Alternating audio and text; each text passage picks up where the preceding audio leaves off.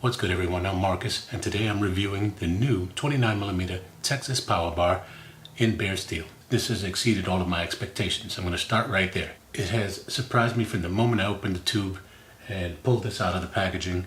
It was a surprise to a lot of us because Texas Power Bars has resisted making a 29mm Power Bar for some time, but here it is live in person, and it is a nice thing because this bar is phenomenal. So this bar is not even a month old, but I've used it every day for training, and this has become my new daily driver. In fact, that is exactly what I was aiming for in getting this bar, a new daily driver. Now, those of you who have seen my reviews in the past know that I have a Kabuki next-gen power bar behind me. I don't know if you can see that in the frame. That has been my favorite bar to date, and it has been phenomenal in every way possible. This bar is surprising for a number of reasons. First being the price. This bar was $315 with tax and shipping to my door in Pennsylvania, $344.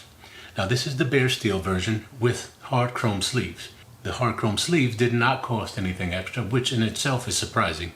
But you can get this in bare steel with bare steel sleeves, bare steel with hard chrome sleeves like I have, or you can have the bar in a coated finish. I have a coated finish, and that's why I was looking for a different daily driver, because that is Cerakote and it has a blemish, which I'll get into in a moment. My desire to purchase a stainless or bare steel bar for the gym here as a daily driver, simply because I wanted something that I didn't have to baby.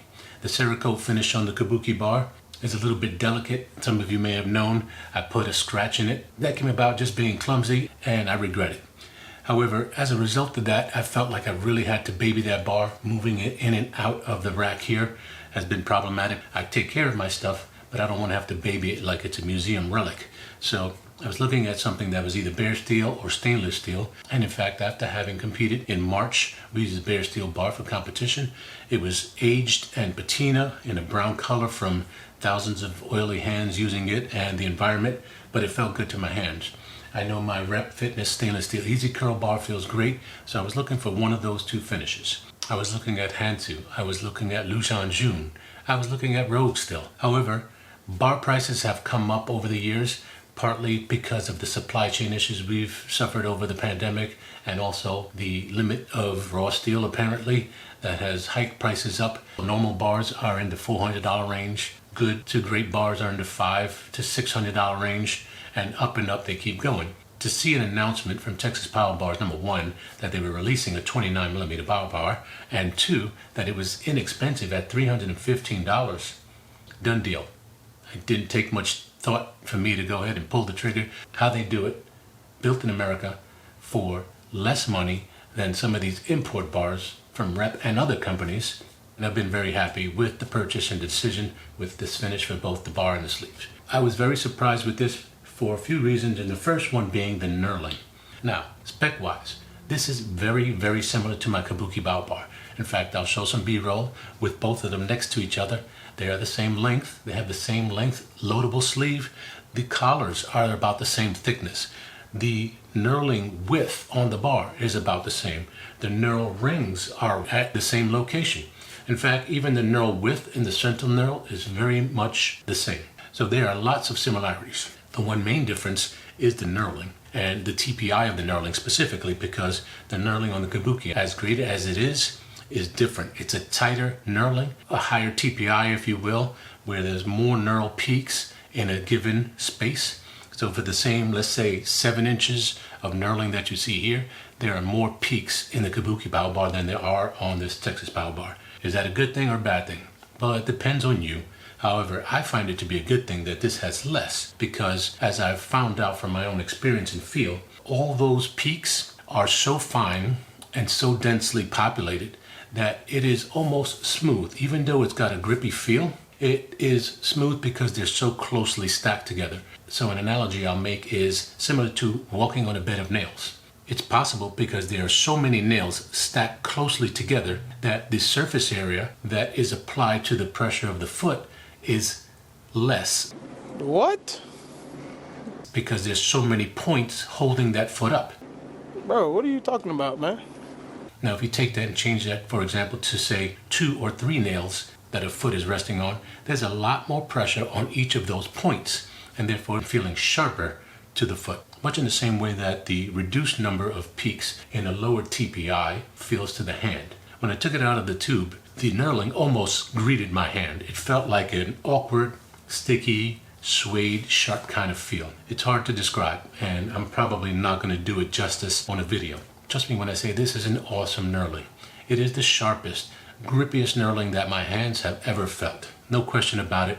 This is an exceptional knurling pattern. Super sharp, super grippy. In fact, it's almost too sharp. Through my shirt, I feel the knurling on my back. The first day I used this bar, by the time I got to my last working set, which I think was my 4th set, the knurling was irritating my skin because my t-shirt was kind of thin. This is not the kind of bar you want to squat bare-chested with.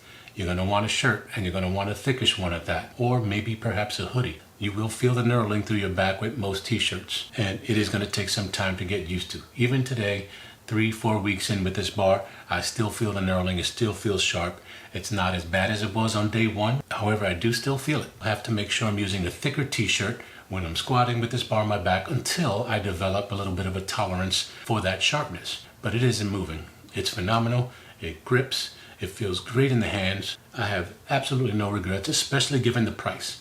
$315 for an awesome steel bar with fantastic specs. Now granted, this may not have the same hardness or tensile strength as my Kabuki power bar, but let's be real. How important is that to the common lifter in a home gym?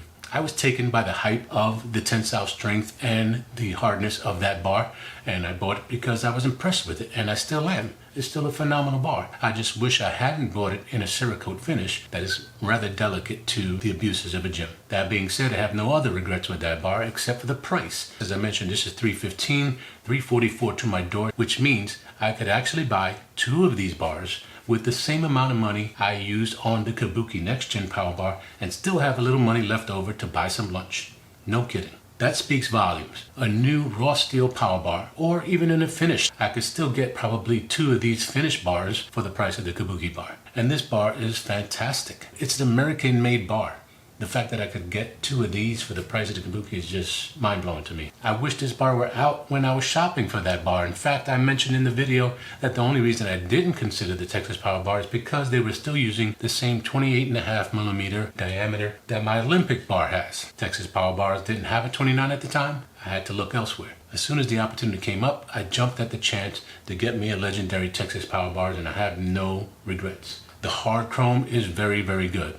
Not excellent, not phenomenal, because there are a few areas, particularly on the inside of the sleeve, that the chrome didn't quite cover, and I can show some close-ups of that, but that's okay. It's not like this is a beauty contest. The chrome is great, it's durable, it'll protect the sleeves. The bare steel here, I don't have to worry about because this is a temperature-controlled and humidity-controlled environment here in the basement. Even if you are a garage owner, you might be swayed from the bare steel, but let me tell you, the bare steel in your hands is just something else. Until you hold bare steel in your hand, you're not really going to understand the difference. Many people have talked about it over the years, and now I know. This is just something different, unimpeded, no coatings, nothing to fill in the cracks between the knurling, except for maybe dead skin after using it. So clean it regularly, because let me tell you, this is definitely like an awesome file. It's not meant for that, it's meant for lifting, and for lifting it is fantastic. Bench, squat, deadlifts, phenomenal. In terms of whip, I don't notice any difference in terms of whip from my Kabuki power bar.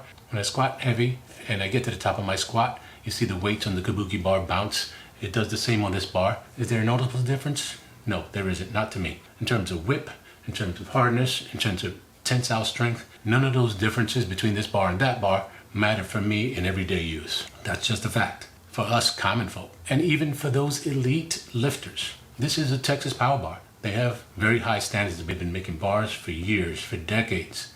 It has this awesome end caps that are contained with the 2 Allen head screws instead of a snap ring. The ends of the sleeves are also slightly tapered, which helps with getting weight plates on, especially if you have tight tolerance, like calibrated plates or strength code plates with tight tolerances. So that's a welcome benefit. The ribbing on this is nice. You still hear that zip as you put plates on. I personally prefer ribbed sleeves because I barely use locking collars on my sleeves. Grab yourself one of these if you're in the market for a real nice power bar. The one negative I'll say about this bar is the sharpness of the knurling. I do think I'm going to end up having to replace these roller cups from Ghost because they are chewing away the cups. Now, I showed a photo on Instagram when I first got this bar and I put it on the roller cups. You could see all of the knurling marks from the Kabuki Power Bar. They were definitely obvious and fine. This is definitely chewing away at those, because every now and then I'll look at the bottom underneath the roller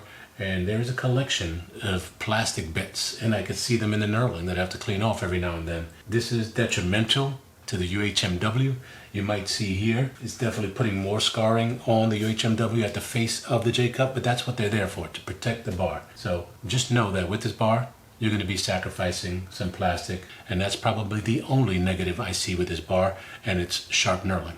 Other than that, that's all I have for you guys. If you have any questions, or those of you that have already pulled the trigger and purchased one of these for yourselves, please chime in and let me know what your thoughts are, because I'd love to hear from the rest of you. Those of you that are still on the fence, jump off that fence and order one already. You will not regret it. Just to note, I am not an affiliate of Texas Power Bar. This is not a sponsored video either.